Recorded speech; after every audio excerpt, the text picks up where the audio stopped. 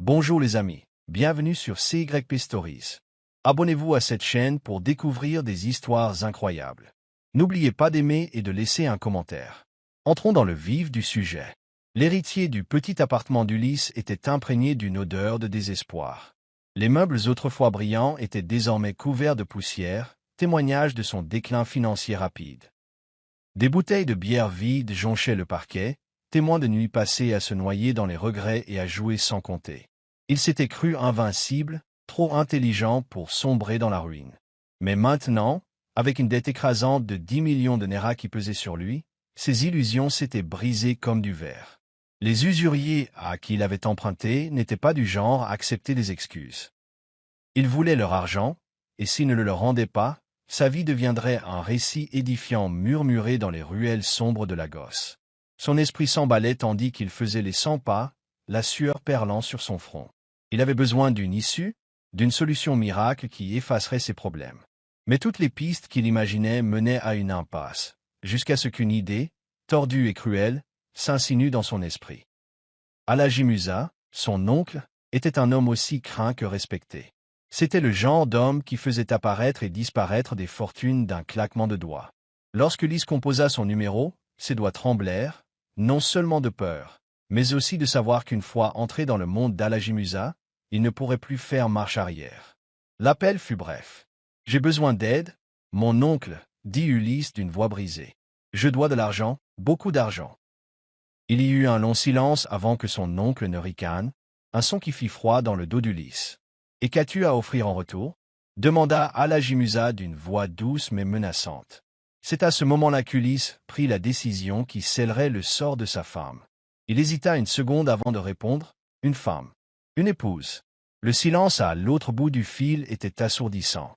Puis son oncle reprit la parole, la voix pleine d'intérêt. « Basigriega. » Ulysse déglutit difficilement, le poids de ses mots pesant sur sa poitrine comme un rocher. « Bachir Aliyu, murmura-t-il, le milliardaire aveugle. Il a besoin d'une épouse. » Son oncle expira lentement, assimilant l'information. Bachir Aliyu était un homme immensément riche, connu pour son intelligence malgré sa cécité. Mais c'était aussi un homme qui vivait dans la solitude, enveloppé de mystères. « Et tu es prêt à lui vendre ta femme » demanda Alhaji Musa d'un ton indéchiffrable. Ulysse serra las poings. « Pour le bon prix, répondit-il. Son oncle rit de nouveau, cette fois avec amusement. « Tu es vraiment le fils de ton père » dit-il. « Très bien. Je vais organiser une rencontre. » Ulysse raccrocha, le cœur battant à tout rompre. Il se dit que c'était la seule solution, que Zénab irait bien, qu'on prendrait soin d'elle. Mais au fond de lui, un murmure de culpabilité le secoua. Il le fit taire en pensant à l'argent, à la libération de ses dettes. Il avait fait son choix. Désormais, il n'y avait plus de retour en arrière possible. Zénab était assise près de la petite fenêtre de leurs 2 pièces, contemplant la rue en contrebas. La ville grouillait de vie, les enfants jouaient, les commerçants criaient, les voitures klaxonnaient, mais elle ne ressentait rien de tout cela. Son cœur était lourd, accablé par les années de déception et de chagrin qu'avait entraîné le fait d'être l'épouse d'Ulysse. Lorsqu'elle l'avait épousé, elle était pleine de rêves, croyant en l'amour qu'il lui avait autrefois témoigné. Mais cet amour s'était flétri, remplacé par des nuits de solitude où ils jouaient leur avenir. Elle avait enduré ses sautes d'humeur, ses paroles cruelles et ses promesses creuses. Elle avait espéré qu'un jour il changerait, que l'homme dont elle était tombée amoureuse reviendrait. Mais cet espoir s'éteignait peu à peu, remplacé par une acceptation hébétée de son sort.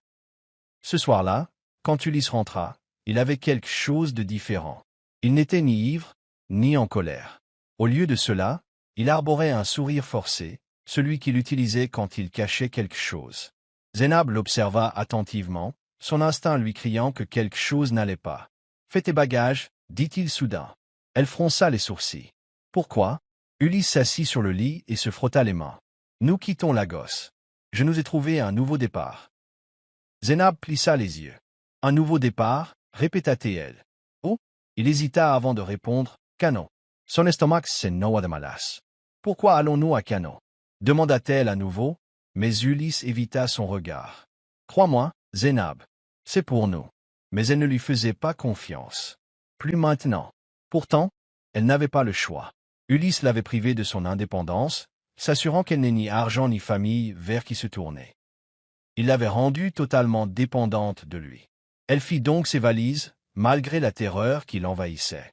Alors qu'il montait dans le bus de nuit pour Cano, Zénab regarda par la fenêtre, les doigts fermement agrippés au siège. Quelque chose n'allait pas. Elle le sentait au plus profond d'elle-même. Mais elle ignorait à quel point sa vie allait changer. Bachir Aliyu était assis dans son bureau, caressant du doigt le bureau en bois devant lui. Le monde autour de lui était silencieux, à l'exception du doux bourdonnement de la climatisation. Il s'était habitué au silence. C'était le seul compagnon qui lui restait. Sa cécité lui avait volé bien plus que la vue. Elle lui avait volé sa liberté, sa confiance, sa capacité à communiquer avec les autres. Le monde le considérait comme puissant, riche et influent, mais rien de tout cela n'avait d'importance lorsqu'il ne pouvait distinguer les visages de ceux qui l'entouraient, ni distinguer ses amis de ses ennemis. Au fil des ans, il avait érigé des barrières autour de lui, ne laissant entrer que ceux en qui il avait une confiance absolue. Mais même la confiance s'était révélée dangereuse. Sa gouvernante, Fatima, entra dans la pièce. « Monsieur, un homme est venu vous voir, dit-elle. Il dit avoir une demande en mariage. » Bachir haussa un sourcil. « Une proposition ?» Fatima hésita avant de poursuivre. « Il s'appelle Adiza. » Bachir fronça les sourcils. Le nom lui était inconnu, mais la façon dont Fatima le prononça le rendit méfiant. « Laissez-le entrer, dit-il finalement. Quelques instants plus tard, la voix d'Adiza emplit la pièce. « Aladji Bachir, dit-il d'une voix doucereuse, c'est un honneur de vous rencontrer. » Bachir inclina légèrement la tête. « Allez droit au but, dit-il, peu impressionné par la flatterie. Il y eut un silence avant qu'Adiza ne reprenne la parole. « J'ai quelque chose qui pourrait vous intéresser, dit-il. Une femme. » Bachir s'éraillait. Il avait entendu parler d'hommes désespérés qui faisaient des choses atroces pour de l'argent.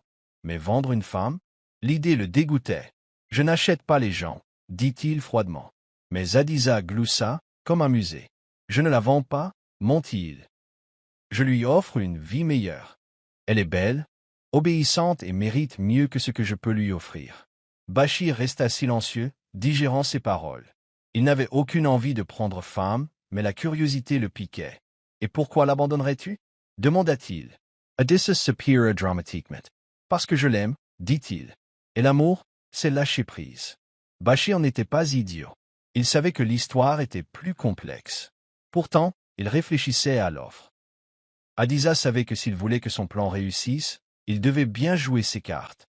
Zénab n'était pas idiote, et si elle soupçonnait quoi que ce soit, elle résisterait de toutes ses forces. Il devait être prudent et calculé. Sur la route de Cano, il lui avait menti avec douceur, lui racontant comment leur vie allait changer pour le mieux. Il lui avait parlé d'une opportunité commerciale, d'un nouveau départ, d'une maison plus grandiose que tout ce qu'ils avaient jamais habité. « Fais-moi confiance, Zénab, » dit-il en lui serrant la main alors qu'ils étaient assis dans le bus. « Tu me remercieras quand tu verras ce que j'ai fait pour nous. » Mais même en parlant, son cœur battait fort.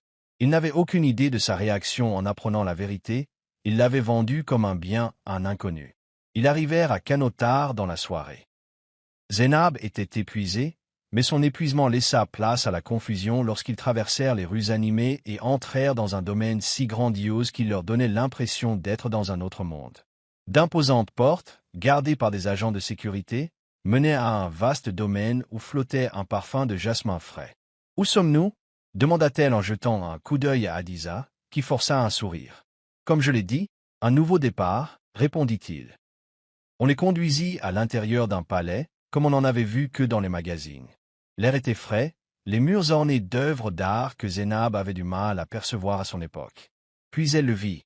Bachir Aliyev se tenait au centre du vaste salon, sa canne posée à son côté.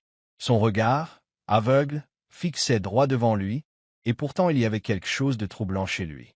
Il était grand, digne, vêtu d'un cafetan fluide qui ne masquait guère l'autorité discrète qu'il exprimait. Il ne bougea pas à leur entrée, mais sa présence emplit la pièce. « Bienvenue » dit-il d'une voix grave et autoritaire. Zainab franca les sourcils, perplexe. Qui était cet homme? Et pourquoi était-elle là? Adiza, murmura-t-elle en se tournant vers son mari. Mais dès qu'elle vit son regard, calculateur et avide, son sang se glaça.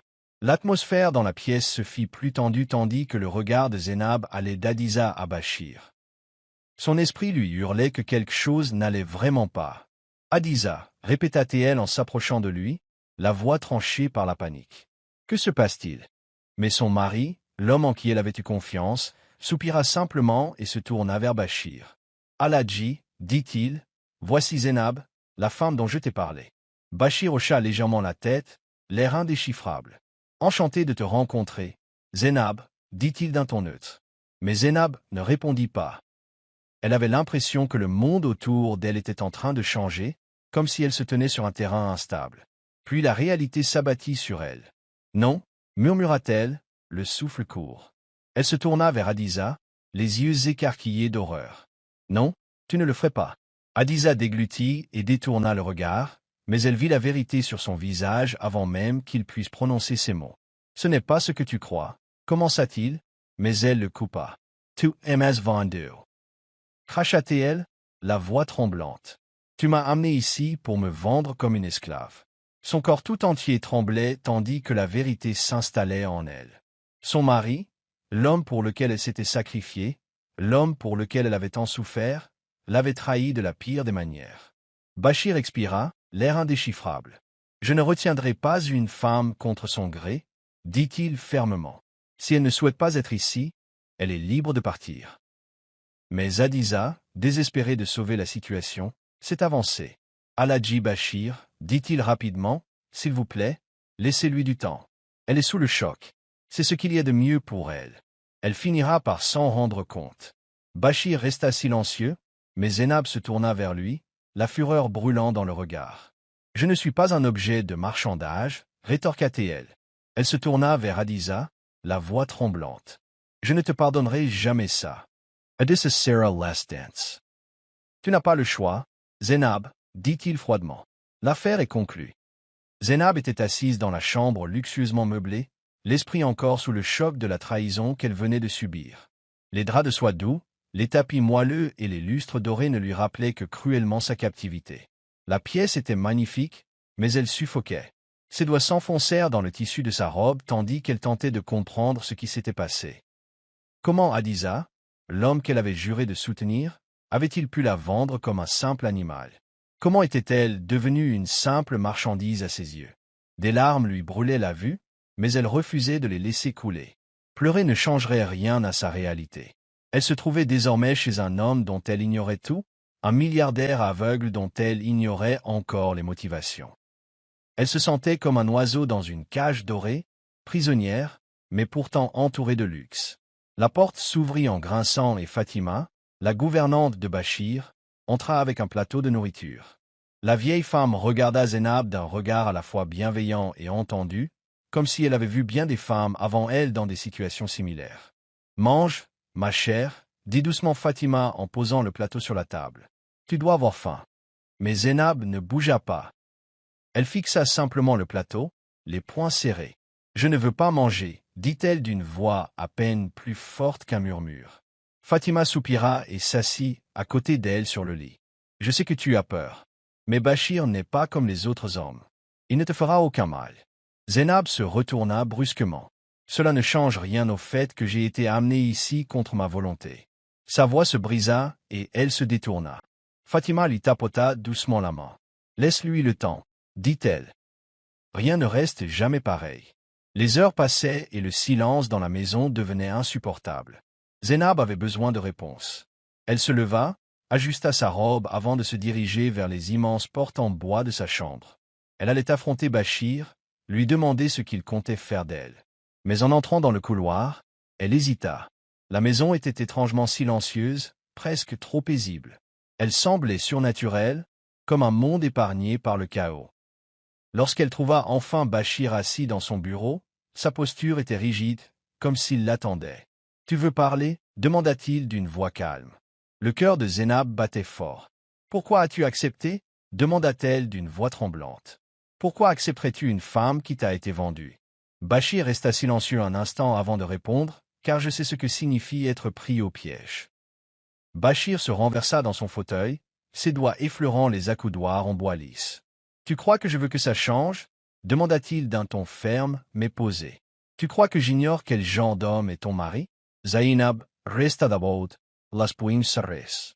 Alors pourquoi as-tu accepté? Demanda-t-elle. Bashir expira lentement.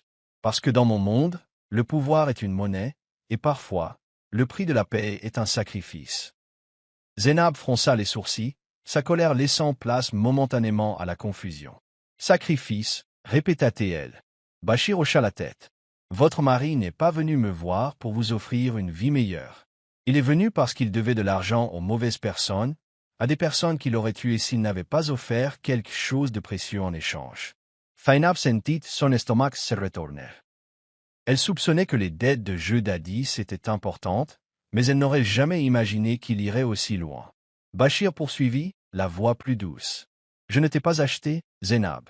Mais j'ai accepté cet arrangement car je savais que si je ne l'avais pas fait, tu aurais été vendu à quelqu'un de bien pire. Zainab ravala la boule qui lui serrait la gorge, peinant à assimiler ses paroles. Alors, laisse-moi partir, murmura-t-elle. Bashir inclina légèrement la tête. Et où irais-tu? La question la stupéfia. Où pouvait-elle aller? Elle n'avait ni argent ni maison où retourner. Sa mère était dans un village lointain, et elle n'avait personne à canot. Le poids de son impuissance la pesait sur les os. Pour la première fois, elle ressentit véritablement l'ampleur de son piège. Bashir dut sentir son silence, car il reprit la parole. « Je ne te forcerai pas à rester, dit-il. Mais si tu pars, j'ai besoin de savoir que tu seras en sécurité. Et pour l'instant, tu n'as nulle part où aller. » Zainab aurait voulu protester, crier, mais au fond d'elle, elle savait qu'il avait raison. Elle tourna les talons et regagna sa chambre en claquant la porte. Elle détestait ça, détestait se sentir impuissante, détestait que son sort ait été décidé sans son consentement. Mais plus encore, elle détestait cette petite part d'elle-même qui se demandait si Bashir disait la vérité. Les jours passèrent, et Zainab refusa de reconnaître la présence de Bashir. Elle resta dans sa chambre, mangeant peu et parlant encore moins. Le personnel de maison la traitait avec gentillesse, mais elle leur en voulait. Pour elle, il faisait partie de ce monde qui l'avait emprisonné. Fatima tenta de la convaincre de s'en sortir, mais Zainab resta froide, le cœur endurci par la trahison. Elle se dit qu'elle trouverait un moyen de s'échapper, même si cela signifiait traverser les rues sans rien. Mais chaque fois qu'elle y réfléchissait, elle se souvenait des paroles de Bashir. « Où irais-tu » La question la tourmentait, car elle n'avait pas de réponse. Un soir, Bashir entra dans la salle à manger au moment où Zainab s'asseyait. Elle se raidit, agrippant le bord de la table. « Je vois que tu manges enfin, » dit-il d'une voix neutre. Zainab ne répondit pas. Elle se concentra simplement sur son assiette, déterminée à ne pas lui donner la satisfaction d'une réponse. Bashir soupira et posa esse can. « Je comprends ta colère, dit-il. Tu as parfaitement le droit de me haïr. » Zainab ricana. « Haine est un mot faible, murmura-t-elle. Les lèvres de Bashir tressaillirent d'amusement, mais son expression restait indéchiffrable. « Alors, que comptes-tu faire » demanda-t-il. « Vas-tu fuir? Vas-tu t'y battre » Zainab leva les yeux, ses yeux noirs lançant des éclairs. « Je survivrai, dit-elle d'une voix ferme. Avec ou sans ton aide » Bashir inclina la tête. « Bien, dit-il simplement. Les survivants sont plus forts que les victimes. » Sa réponse la prit au dépourvu. Elle s'attendait à des moqueries, voire à de la condescendance. Mais au contraire, il sembla approbateur. Elle plissa les yeux. « Tu crois que c'est un jeu » rétorqua-t-elle. Bashir secoua la tête. « Non, dit-il. Je pense que tu es plus fort que tu ne le crois. Et avec le temps, tu le verras aussi. » Zainab se mordit la lèvre, la frustration grandissant. Elle ne savait que penser de cet homme. Il n'était ni cruel ni autoritaire. Mais il était un mystère, et cela le rendait tout aussi dangereux. La vie de Zainab dans le manoir de Bashir devint une épreuve de patience. Chaque jour, elle se réveillait avec un nouveau plan d'évasion, et chaque nuit, elle réalisait à quel point c'était impossible. Le domaine était bien gardé, et même si personne ne la maîtrisait physiquement, il était clair que ses faits et gestes étaient surveillés. Mais elle refusait d'abandonner. Pour survivre, elle devait comprendre Bashir, ses faiblesses, ses habitudes. Elle avait besoin d'un moyen de pression. Mais Bashir n'était pas un homme facile à cerner. Il passait ses journées en réunion, gérant son vaste empire avec une efficacité qui la déconcertait. Il était aveugle, mais rien n'échappait à son attention. Il savait quand les gens entraient et sortaient des pièces, ressentait les émotions avec une précision inquiétante. Zénab se sentait à la fois fascinée et frustrée. Il ne ressemblait à aucun homme qu'elle avait jamais rencontré. Et cela l'effrayait. Une nuit, elle se glissa jusqu'à sa porte, immobile, pour écouter sa conversation avec un invité inconnu. Elle a une forte volonté, dit Bachir, mais elle s'adaptera. Ces mots firent frissonner Zénab. Elle ne savait pas s'il s'agissait d'un avertissement ou d'un défi. Les jours dans la demeure de Bachir s'étiraient interminablement, se fondant les uns dans les autres, mais Zénab refusait de se laisser aller à la complaisance. Elle n'était pas une prisonnière au sens traditionnel du terme. Il n'y avait ni porte verrouillée, ni chaîne, mais les entraves invisibles qui l'entouraient étaient tout aussi puissantes. Chaque fois qu'elle s'aventurait hors de sa chambre, elle était surveillée. Les gardes ne lui adressaient jamais la parole, mais leur présence silencieuse lui rappelait constamment qu'elle était observée. Même le personnel de maison, pourtant bienveillant, ne lui laissait jamais l'occasion de s'échapper. Elle devait être prudente et stratégique. Mais comment mener une bataille sans comprendre l'ennemi? Bachir était une énigme. Il n'exigeait ni n'attendait rien d'elle.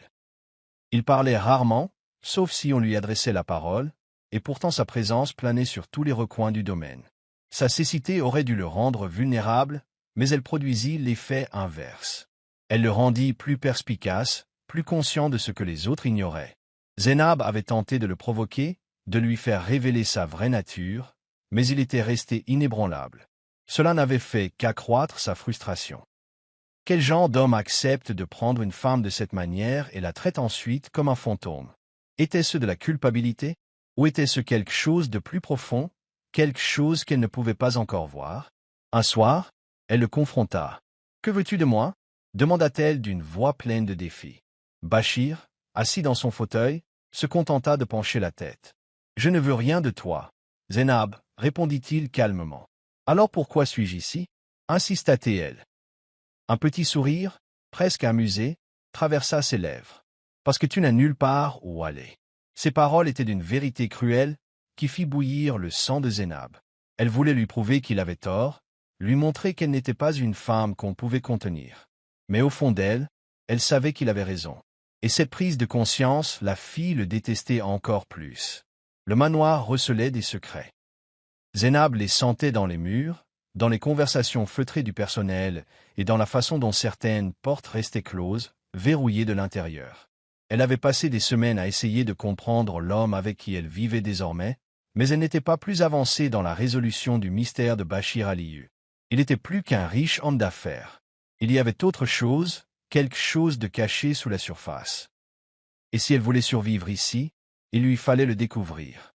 Une nuit, incapable de dormir, elle erra dans les couloirs, ses pieds nus silencieux sur le sol de marbre. Elle avait mémorisé l'agencement du domaine, et pourtant elle se sentait attirée par des lieux qu'elle n'avait jamais explorés auparavant. C'est alors qu'elle les entendit, des voix basses et pressantes, venant de derrière une porte close. Elle colla son oreille contre le bois, le cœur battant. « Elle ne peut pas rester ici éternellement, » dit une voix grave. « C'est trop dangereux. » Zénab en eut le souffle coupé. Il parlait d'elle. Elle recula brusquement, l'esprit en ébullition. « Dangereux? Que voulait-il dire? Bachir lui cachait-il quelque chose? Et si oui, courait-elle plus de danger qu'elle ne l'avait imaginé? Cette nuit-là, le sommeil lui échappa. Pour la première fois, elle réalisa qu'elle n'était peut-être pas la seule à être piégée dans cette maison. Le passé de Bachir était un puzzle, et Zénab était déterminée à le reconstituer. Elle avait appris que la meilleure façon de recueillir des informations était l'observation. Chaque matin, elle observait le fonctionnement de la maison, les déplacements du personnel autour de lui, et les gardes qui ressemblaient davantage à des chiens de garde qu'à des protecteurs. Elle écoutait la façon dont les gens parlaient de lui, non pas avec crainte, mais avec prudence. Sa présence avait un poids, une histoire non dite qui faisait baisser la voix aux hommes dès qu'on mentionnait son nom. Fatima, la gouvernante, était pour Zénab ce qui se rapprochait le plus d'une alliée. La vieille dame avait été gentille avec elle, même si elle ne lui avait jamais donné plus d'informations que nécessaire. Un matin, alors que Fatima mettait la table du petit déjeuner, Zénab décida de prendre un risque. « Parle-moi de Bachir » demanda-t-elle d'un ton désinvolte. Fatima resta figée une seconde avant de poursuivre sa tâche. « Que veux-tu savoir » demanda-t-elle prudemment. répondit Zénab en l'observant attentivement. Fatima soupira en s'essuyant les mains sur son tablier. Il n'a pas toujours été comme ça, dit-elle doucement. C'était un homme qui riait, qui faisait confiance, qui aimait. Mais la trahison change les gens, ma chère. Zainab Franca, les sourcils. Trahison? Fatima hésita, avant d'acquiescer. Oui. Le genre qui vous aveugle, non seulement visuellement, mais aussi au plus profond de votre cœur. Un frisson parcourut l'échine de Zénab. Elle aurait voulu en savoir plus, mais l'expression de Fatima indiquait clairement que la conversation était terminée. Plus Zénab en apprenait sur Bachir, plus elle réalisait à quel point elle en savait peu. Les murmures de trahison, les allusions à son passé. Il y avait quelque chose de sombre sous son air calme, quelque chose qu'il essayait même d'ignorer. Elle l'observait maintenant attentivement, cherchant des failles dans son inébranlable façade. Et puis, un soir, elle le vit. Il était tard, et elle revenait du jardin lorsqu'elle entendit un bruit de verre brisé. Elle suivit le bruit jusqu'au bureau de Bachir, où elle le trouva debout près de son bureau, les poings serrés. Sa respiration était lourde, ses épaules tendues. Un verre brisé gisait par terre, le liquide ambré de son contenu s'infiltrant dans le tapis. Bachir, appela-t-elle avec hésitation. Il ne se retourna pas. Pour la première fois, il paraissait vraiment vulnérable. « Tu ne devrais pas être ici, » dit-il d'une voix rauque. Mais Zénab ne bougea pas. « Tu fais semblant d'être intouchable, » dit-elle en s'approchant. « Mais tu ne le es pas, n'est-ce pas ?» Il tourna légèrement la tête, comme s'il la voyait. « Va-t'en, Zénab, » la prévint-il. Mais elle ne le fit pas. Elle voulait savoir ce qui le hantait, ce qui le faisait rompre le silence de la nuit. Et pour la première fois, elle vit une lueur dans son expression, non pas de pouvoir, ni de contrôle, mais de douleur. Les murs commençaient à s'effondrer, et Zénab le savait. Elle ne voyait plus Bachir comme un simple homme qu'il avait accepté en paiement des dettes de son mari. Il était différent, quelqu'un qui portait ses propres fardeaux, ses propres secrets. Et elle était déterminée à les découvrir. Mais elle savait aussi qu'elle devait se montrer prudente. Bachir était un homme qui contrôlait son monde avec précision, et trop insister risquait de le faire se renfermer sur elle. Elle joua donc le jeu avec prudence, engageant la conversation avec lui, observant ses réactions. Elle l'interrogea sur son travail, ses voyages, ce qui lui manquait le plus dans ses voyages. Et peu à peu, il commença à répondre. « Tu me prends pour un mystère, n'est-ce pas ?» demanda-t-il un soir, alors qu'ils étaient assis dans le jardin. Zainab yit un léger sourire narquois. « Je crois que tu caches plus que tu ne montres, » admit-elle. Il rit doucement, un son rare. « Et toi ?» demanda-t-il. « Tu ne te caches pas aussi ?» La question la prit au dépourvu. Elle avait passé tellement de temps à essayer de le cerner qu'elle n'avait pas imaginé qu'il lui faisait la même chose. Et à cet instant, elle comprit que leur lutte acharnée était loin d'être terminée. Les choses changeaient entre eux, et Zénab le sentait. La tension, autrefois nourrie de ressentiment et de colère, se transformait en quelque chose de plus dangereux. Elle ne faisait toujours pas confiance à Bachir, mais elle ne le voyait plus comme le méchant de son histoire. Il était complexe, et cela l'effrayait. Mais le danger grondait, et aucun d'eux ne l'avait vu venir. Les murmures dans la maison se faisaient plus pressants, les gardes plus vigilants. Quelque chose se tramait, quelque chose qui la dépassait. Et puis, un soir, la voix de Fatima tremblait lorsqu'elle annonça la nouvelle. « Votre mari, Adiza, est de retour. » Le sang de Zainab Essi Glaka. L'homme qui l'avait vendu était de retour. Et cette fois, elle savait qu'il ne partirait pas sans se battre. Zénab sentit le monde s'effondrer sous ses pieds, tandis que les paroles de Fatima résonnaient dans son esprit. « Votre mari, Adiza, est de retour. » Elle agrippa le bord de la table en bois, le souffle court. Elle avait passé des semaines à essayer d'oublier son existence, à effacer la douleur de sa trahison. Et maintenant, tel un fantôme issu de ses cauchemars, il était revenu pour récupérer ce qu'il avait jeté. L'air de manoir était plus lourd de l'attente de quelque chose de sombre et d'inévitable. « Où est-il » demanda-t-elle d'une voix à peine plus forte qu'un murmure.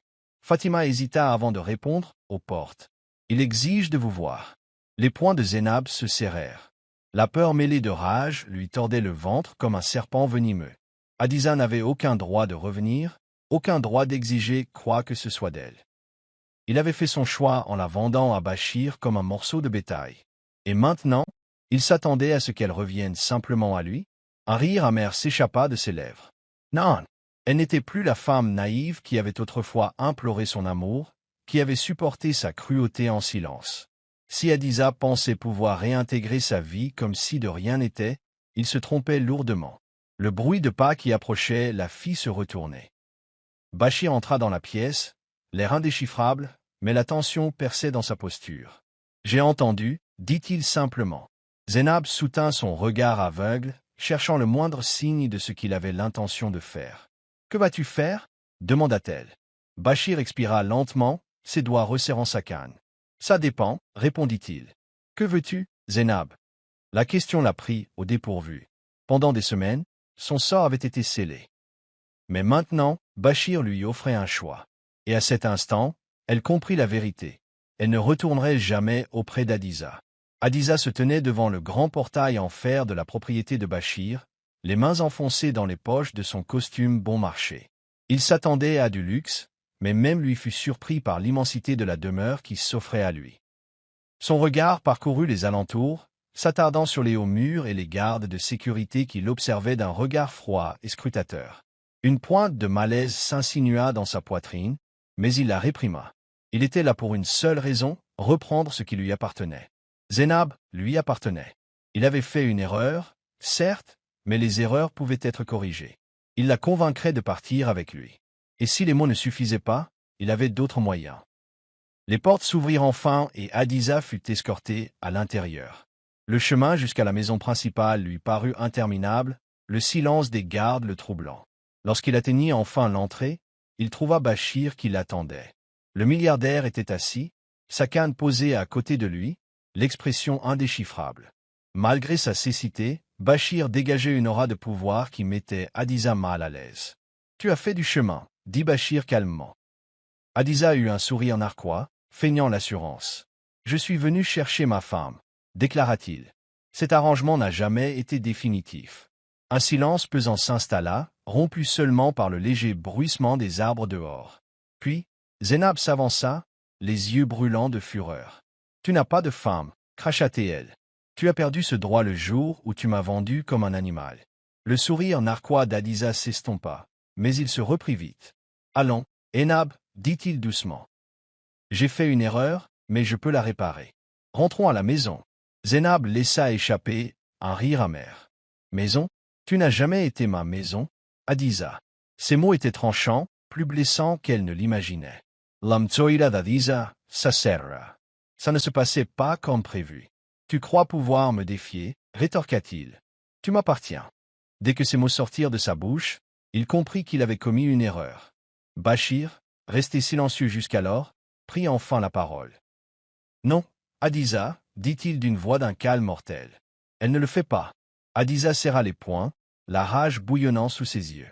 Il s'attendait à une résistance, mais pas comme ça. La défiance de Zénab le consumait, mais c'était l'autorité discrète de Bachir qui le troublait le plus. L'aveugle n'avait pas besoin de voir pour exercer le pouvoir. Il était le pouvoir. Et à cet instant, Hadiza comprit la vérité, il était dépassé. Mais il n'était pas encore prêt à abandonner. Zénab, dit-il en s'efforçant de se calmer. Pensez Y. Toi et moi, nous avons une histoire. Tu ne peux pas la jeter aux orties. Zénab croisa les bras, elle air Freud. Tu l'as jetée en premier, dit-elle simplement. Les lèvres d'Hadiza se retroussèrent de frustration. Il se tourna vers Bachir. Combien en veux-tu? Ricana-t-il. Tout a un prix, même une femme. La pièce tomba dans un silence de mort.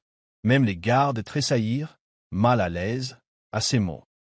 Bachir expira lentement, resserrant sa prise sur sa canne. « Tu te méprends, Hadiza, dit-il. Zénab n'est pas un objet à vendre. Elle n'est pas à toi. Et si jamais tu reviens ici, je m'assurerai que tu le regrettes. » Hadiza ricana, mais une lueur de peur brillait dans ses yeux. Il savait qui était Bachir, un homme qui ne proférait pas de menaces en l'air. Et la menace discrète dans sa voix envoyait un message clair. Mais Hadiza n'était pas prête à lâcher prise. « Ce n'est pas fini. » murmura-t-il en tournant les talons. Alors qu'il quittait le manoir en trombe, son esprit était déjà en pleine intrigue. Si la persuasion avait échoué, peut-être la force serait-elle sa prochaine étape. Pendant les jours qui suivirent le départ d'Hadiza, La tension resta palpable au manoir. Zénab essayait de trouver la paix, mais un malaise persistait dans son cœur. Elle connaissait trop bien Adisa. Ce n'était pas un homme qui acceptait facilement la défaite. Il reviendrait, et ce ne serait pas avec des mots. Bachir semblait sentir son inquiétude. Il ne parlait jamais d'Adisa, mais sa sécurité était renforcée, ses gardes plus vigilants. Il se préparait à quelque chose, ce qui ne fit qu'accroître l'inquiétude de Zénab. Un soir, alors qu'ils étaient assis dans le jardin, Bachir rompit le silence. « Tu as peur ?» dit-il simplement. Zénab soupira et serra ses bras autour d'elle. « Il ne s'arrêtera pas ?» admit-elle. Adisa ne lâche pas facilement prise. Bachir acquiesça. « Je connais des hommes comme lui, » dit-il. « Il croit que contrôler, c'est aimer. Mais il ne te contrôlera plus. » Zénab le stabilisa un instant. « Qu'est-ce que ça peut bien te faire ?» demanda-t-elle. Bachir tourna légèrement la tête, comme pour la regarder. « Parce que je sais ce que c'est que de tout perdre, » dit-il. « Et je ne le laisserai plus jamais me prendre quoi que ce soit. » Ces mots firent frissonner Zénab. Elle réalisa alors qu'il ne s'agissait plus seulement d'elle. Il s'agissait de Bachir, des fantômes de son passé, d'une guerre qu'il s'apprêtait à mener. Et elle en faisait désormais partie. Zénab fut réveillée par des cris et des pas résonnants sur le sol en marbre. Elle se redressa, le cœur battant. Quelque chose n'allait pas. Elle courut à la fenêtre, le souffle coupé lorsqu'elle les vit, des hommes dans l'ombre, armés, avançant vers la maison. La panique et la parcourut. Adisa. Il était revenu. Et cette fois, il n'était pas seul. Elle sortit précipitamment de la pièce, le pouls battant la chamade. Les gardes s'activaient déjà, criant des ordres, verrouillant les portes. Puis elle aperçut Bachir, debout au milieu du chaos, le visage calme malgré le danger. Il n'avait pas besoin de voir le poste de commandement. « Reste avec Fatima », ordonna-t-il à Zénab. Mais elle secoua la tête. « Je ne me cache pas », dit-elle. Les lèvres de Bachir se pincèrent, mais il ne protesta pas. Au lieu de cela, il se tourna vers la menace. « Alors, on en finira ce soir. » Et lorsque le premier coup de feu retentit, Zénab comprit que plus rien ne serait comme avant. La nuit sombra dans le chaos. Des coups de feu fusèrent dans le silence, provoquant une onde de choc dans tout le lotissement. Le cœur de Zénab battait fort tandis qu'elle se collait contre le mur, observant les gardes se déplacer avec précision et riposter aux intrus. La fumée et la poudre à canon emplissaient l'air, lui étouffant les sens. Elle savait qu'Edissa avait orchestré cette attaque. Lui seul serait assez désespéré pour prendre d'assaut la propriété d'un milliardaire avec des hommes de main, persuadé de pouvoir la reprendre. Mais il avait sous-estimé Bachir. Ce n'était pas la maison d'un homme faible. C'était une forteresse, et Bachir en était le maître. Bachir se tenait au milieu de tout cela, immobile. Sa canne reposait à ses côtés, mais il n'en avait pas besoin pour contrôler la situation. Sa voix était sèche, calculée. Sécuriser le périmètre. Personne ne sortira vivant sans mon accord. Zénab frissonna devant la froideur de son ton. Elle avait déjà aperçu l'homme derrière le masque, mais elle prenait désormais conscience de toute l'étendue de son pouvoir. Ce n'était pas seulement un homme d'affaires, c'était un homme qui avait connu la guerre, qui avait survécu à des batailles qui auraient écrasé la plupart des hommes. Et ce soir, il ne se battait pas seulement pour lui-même, il se battait pour elle. Les hommes d'Adissa commencèrent à battre en retraite, réalisant trop tard qu'ils étaient dépassés. Des corps jonchaient la cour, et ceux qui restaient debout s'enfuirent dans l'ombre. Zénab avait du mal à respirer lorsque le dernier coup de feu s'éteignit. L'air nocturne était chargé d'une odeur de sang. Et puis, dans l'obscurité, une voix familière surgit. « Zénab. »« Adissa !» Son corps se tendit. Elle se retourna et le vit debout juste derrière les portes, le visage déformé par la rage et le désespoir. « Ce n'est pas fini !» cria-t-il d'une voix rauque. « Tu m'appartiens. » Mais avant qu'il puisse avancer, l'un des gardes de Bachir leva son fusil. « Va-t'en !» ordonna Bachir d'une voix dangereusement basse. « Avant que je ne t'enterre dans ta propre tombe. » Adissa hésita, son regard brûlant plongé dans celui de Zénab. Mais il savait qu'il avait perdu. D'un dernier regard, il disparut dans la nuit. Le lendemain matin, le manoir était étrangement silencieux, comme si la violence de la nuit n'avait jamais eu lieu. Mais les cicatrices subsistaient. Des impacts de balles dans les murs, des éclats de verre sur le sol en marbre, des taches de sang sur les marches. Zénab traversa les décombres, hébétée, son esprit peinant à assimiler tout cela. Elle avait si longtemps craint le retour d'Adissa. mais elle ne s'attendait pas à en arriver là. Il avait vraiment eu l'intention de la prendre de force. Et sans Bachir, elle aurait été ramenée à une vie qui ne lui appartenait plus. Fatima la trouva assise près du jardin, le regard vide devant elle. « Tu devrais te reposer, » dit doucement la vieille femme. Mais Zénab secoua la tête. « Je ne peux pas. Comment pourrait-elle trouver le repos alors que sa vie entière venait de basculer? Elle n'avait jamais rien demandé de tout cela, ni d'être vendue, ni prise entre des hommes puissants, ni de voir le sang couler en son nom. Mais elle ne pouvait nier la vérité. Bachir l'avait protégée. Et maintenant, elle lui devait plus que de la gratitude. Ce soir-là, elle trouva Bachir dans son bureau, assis sur sa chaise habituelle. Il semblait indifférent, comme si l'attaque n'avait été qu'un désagrément. Mais elle savait qu'il n'en était rien. « Tu aurais pu être tué » dit-elle doucement. Il inclina légèrement la tête. « Toi aussi, tu aurais pu être tué. » Elle expira et s'approcha. « Pourquoi as-tu fait ça? Pourquoi avoir risqué autant pour moi ?» Il resta silencieux un long moment avant de finalement dire. « Parce que j'ai fait un choix le jour où tu es arrivé ici. Je ne laisserai personne t'emmener contre ta volonté. » Ces paroles la firent frissonner. Elle avait passé des semaines à essayer de le comprendre, à le repousser. Mais pour la première fois, elle réalisa quelque chose de terrifiant. Elle ne voulait pas partir. Les jours qui suivirent l'attaque furent différents. Quelque chose avait changé entre eux, quelque chose qu'aucun d'eux n'osait nommer. Zénep n'évitait plus Bachir. Elle se sentait attirée par lui d'une manière qu'elle ne pouvait expliquer. Elle l'observait travailler, ses mouvements précis malgré sa cécité. Elle écoutait sa voix, ferme et autoritaire, et pourtant étrangement apaisante. Il ne ressemblait à aucun homme qu'elle avait connu, contrairement à Edissa, qu'il avait toujours réduite à l'état de petite. Bachir lui donnait l'impression d'être vu, même s'il ne pouvait la regarder. Un soir, alors qu'ils étaient assis sur le balcon, Bachir prit la parole. « Tu es silencieuse, » observa-t-il. Zénep hésita avant de répondre. « Je réfléchis. » À propos, elle le regarda, stabilisant son profil dans la pénombre. « Toi » admit-elle. Ses lèvres se retroussèrent légèrement, comme amusées. « Et qu'en as-tu conclu » Elle expira, frustrée par sa propre confusion. « Je ne te comprends pas, » dit-elle honnêtement. « Tu es à la fois gentil et impitoyable. Froid et chaud. Je ne sais pas quelle part de toi est réelle. » Bachir tourna son visage vers elle, son expression indéchiffrable. « Ils sont tous les deux réels, » dit-il simplement. « On ne peut pas être une seule chose et survivre dans ce monde. Parfois, il faut être les deux. » Elle y réfléchit longuement. Elle avait toujours vu le monde en noir et blanc, le bien et le mal, l'amour et la haine. Mais Bachir était quelque chose entre les deux.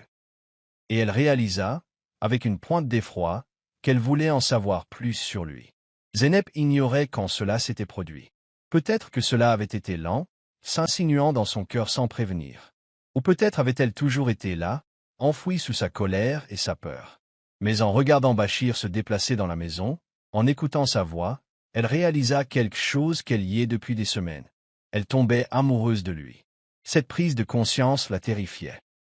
Elle avait juré de ne plus jamais aimer, de ne plus jamais faire confiance à un autre homme après ce qu'Adiza lui avait fait. Mais Bachir n'était pas Adiza. Il n'avait jamais cherché à la posséder, jamais tenté de la soumettre. Il lui avait donné la liberté alors qu'il aurait pu la garder comme sa possession. Et cela, plus que tout, lui faisait mal au cœur. Elle essaya de lutter, de se convaincre qu'elle était simplement reconnaissante. Mais la gratitude ne lui coupa pas le souffle lorsqu'il prononça son nom. La gratitude ne lui donna pas envie de son contact. Non, c'était autre chose. Et malgré tous ses efforts pour le nier, elle connaissait la vérité. Elle était tombée amoureuse de l'homme qu'elle avait autrefois considéré comme son ravisseur. Zénab ne pouvait plus fuir la vérité. Elle avait passé des semaines à lutter contre cette idée, se persuader que ce qu'elle ressentait n'était rien d'autre qu'une obligation. Mais maintenant, assise à côté de Bachir, le cœur battant à tout rompre, elle savait que c'était un mensonge. Elle était tombée amoureuse de lui, non pas parce qu'il l'avait sauvée, mais parce qu'il la voyait comme aucun homme ne l'avait jamais vue. Bachir semble sentir son changement. « Quelque chose vous trouble, » dit-il. Zénab prit une grande inspiration. « Pas de souci, » admit-elle. « Juste un imprévu. » Il tourna son visage vers elle. « Dis-moi. » Ses mains tremblaient légèrement lorsqu'elle les posa sur les siennes. Il s'immobilisa au contact, le corps tendu. « Je ne sais ni comment ni quand, » murmura-t-elle, mais je crois que je t'aime, Bachir. Les mots restèrent suspendus entre eux, lourds et irréversibles. Pendant un instant, il n'y eut que le silence. Puis, lentement, Bachir leva la main, ses doigts effleurant sa joue. « Tu n'as aucune idée de ce que tu viens de me faire, Zénab, murmura-t-il. Et à cet instant, elle comprit que son monde venait de changer à jamais. Bachir resta immobile, ses doigts posés délicatement sur la joue de Zénab, comme s'il essayait de mémoriser les contours de son visage. Pour un homme qui avait vécu si longtemps dans l'obscurité, la façon dont il la touchait lui donnait l'impression de la voir pour la première fois. Le cœur de Zénab battait la chamade, chaque seconde s'étirant comme une éternité, tandis qu'elle attendait sa réponse. La rejetterait-il? Lui dirait-il qu'elle n'était qu'un arrangement, un pacte conclu dans l'ombre de la trahison? Mais au lieu de cela, son pouce effleura sa peau avec la plus grande douceur, et sa voix, bien que grave, était tremblante. « Tu sais ce que tu dis, Zénab ?» Elle déglutit, la gorge sèche. « Je le sais. » Elle n'avait jamais été aussi sûre de quoi que ce soit de sa vie. Ce n'était pas seulement de la gratitude ou de l'admiration. Elle aimait Bachir pour l'homme qu'il était, pour la façon dont il portait sa douleur en silence, pour la façon dont il l'avait traitée en égal alors qu'il aurait pu facilement la faire prisonnière. Mais Bachir ne répondit pas immédiatement. Au lieu de cela, il se détourna, les mains repliées sur ses genoux.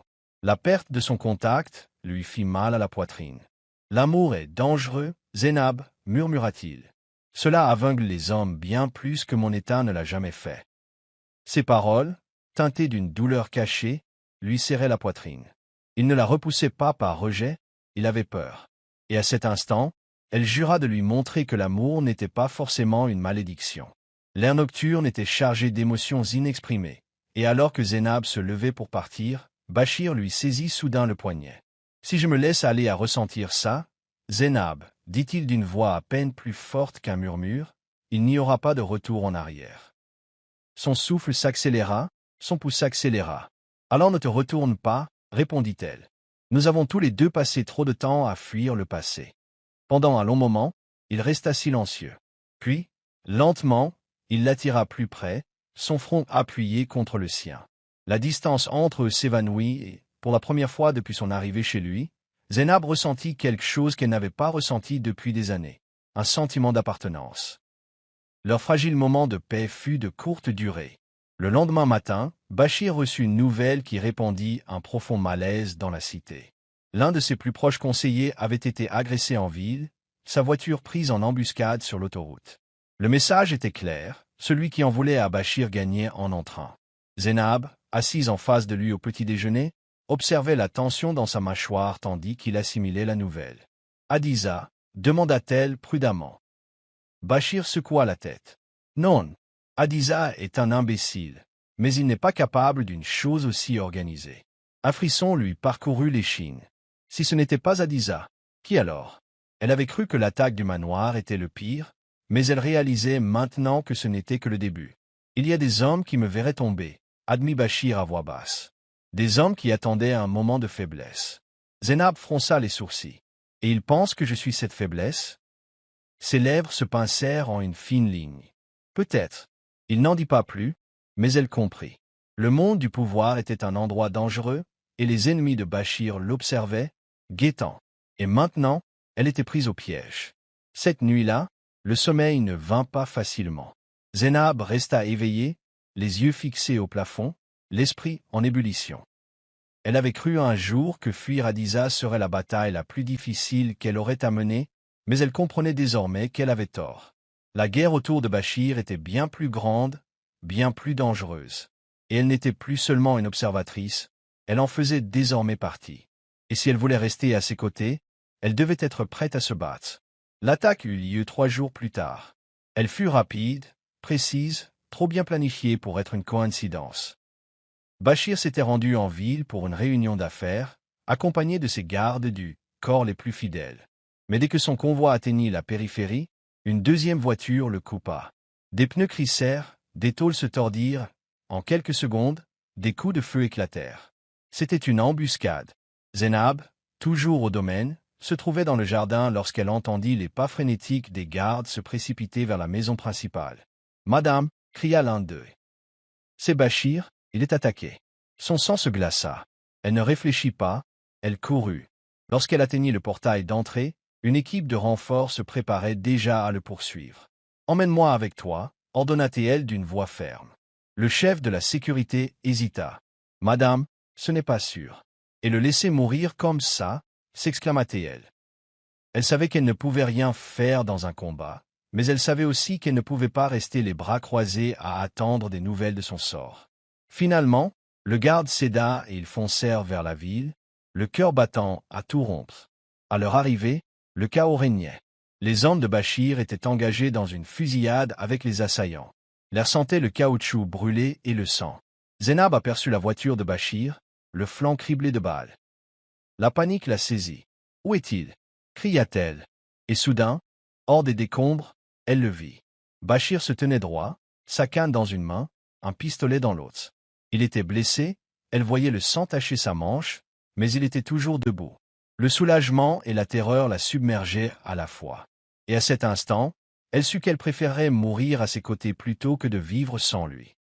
Les blessures de Bachir n'étaient pas mortelles, mais elles constituaient un avertissement. Ses ennemis n'en avaient pas fini. Assise à ses côtés dans le manoir, Zénab soignait ses blessures et réalisa combien tout avait changé. Elle était venue ici contre son gré, vendue par un mari qui ne l'avait jamais appréciée. Mais maintenant, elle était assise aux côtés d'un homme qui avait tout risqué pour sa sécurité. « Tu devrais partir » dit Bachir doucement, la voix fatiguée. « Ce combat n'est pas le tien. » Zénab leva les yeux, brûlant d'émotion. « Je ne te quitte pas, » dit-elle fermement. « Pas maintenant. Jamais. » Les doigts de Bachir effleurèrent les siens. « Tu as le cœur d'un guerrier, » murmura-t-il. Mais la guerre a un prix. Elle le savait. Elle avait déjà trop payé, trop perdu. Mais elle était prête à tout risquer si cela signifiait rester à ses côtés. « Alors, qu'il vienne, » murmura-t-elle. « Je n'ai pas peur. » Bachir tourna son visage vers elle et, même s'il ne la voyait pas, elle savait qu'il percevait la vérité dans ses paroles. Ils étaient désormais liés, plus que par les circonstances. Ils étaient liés par un choix. Le lendemain matin, un autre message arriva, cette fois d'une source inattendue, Hadiza. Il proposait une rencontre, une dernière conversation. Mais Zénab savait que c'était un piège. La question était, qui était là-bas? Bachir et Zénab rencontrèrent Hadiza dans un entrepôt abandonné à la périphérie de la ville. Dès leur arrivée, Zénab sentit le poids de la finalité planer dans l'air.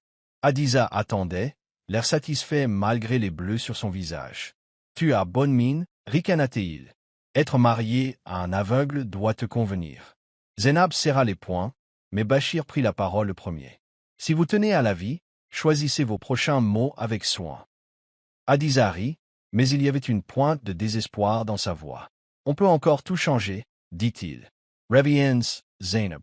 Je peux te pardonner. » Zénab s'avança d'une voix assurée. « Je n'ai pas besoin de ton pardon, Hadiza. Je ne t'appartiens pas.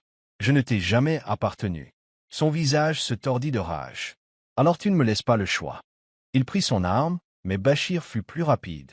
Le coup de feu retentit et Hadiza s'effondra, se tenant la jambe de douleur. Zénab se détourna, le cœur calme.